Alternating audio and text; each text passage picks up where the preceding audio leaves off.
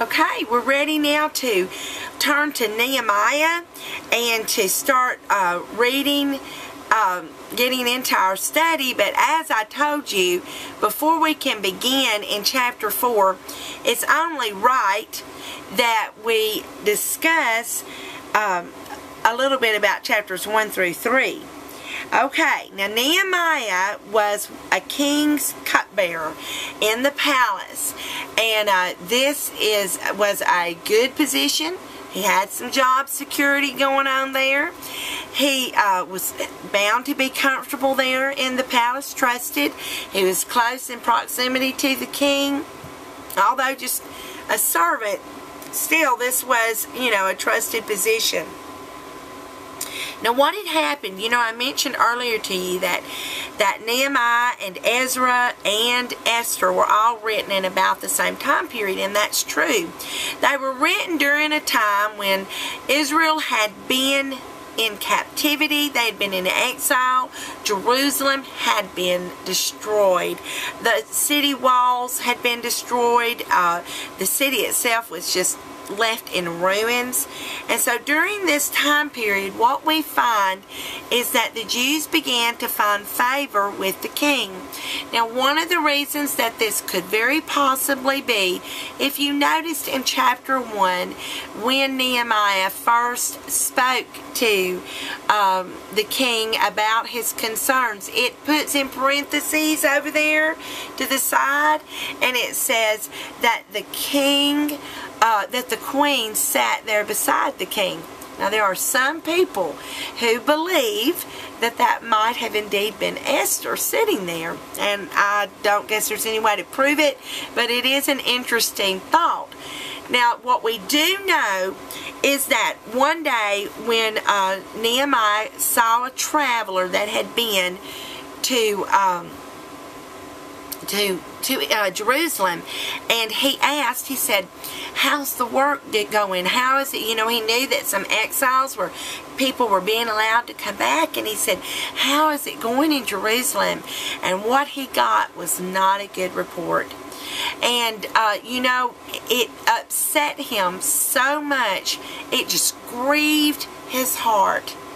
And it says that he began to weep, and that he prayed and fasted for several days, and then it was time for him to go before the king. And so he went to do his position, and he went before the king with a long face, a sad face. Now, you weren't supposed to do that, and Nehemiah did not have a habit of doing that. But that day he was indeed sad and grieving in his heart, and it shone in his face.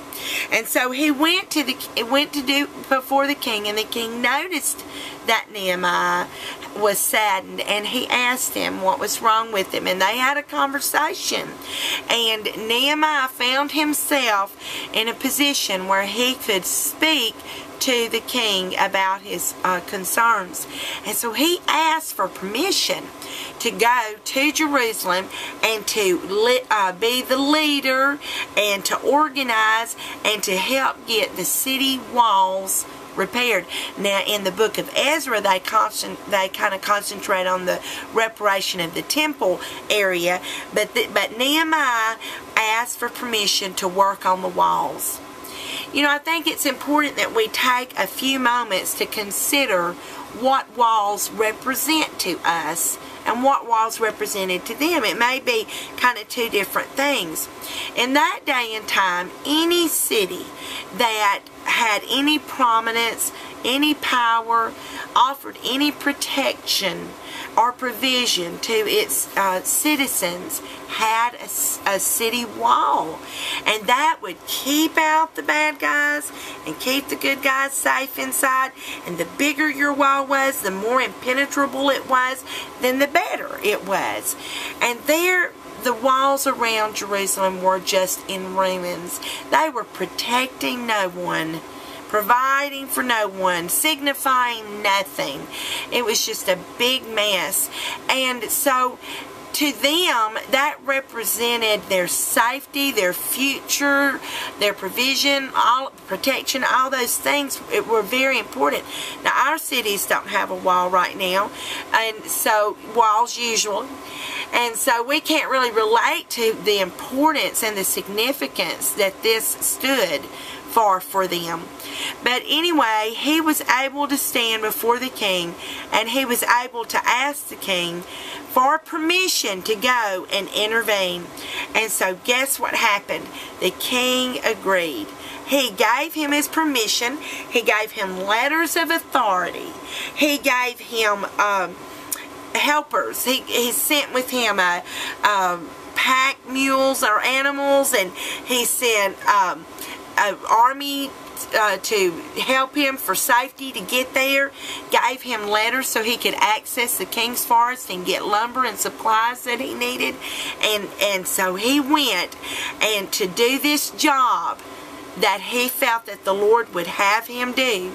And so when he got there, immediately he acted very wisely, number one, and number two, immediately the enemies showed up.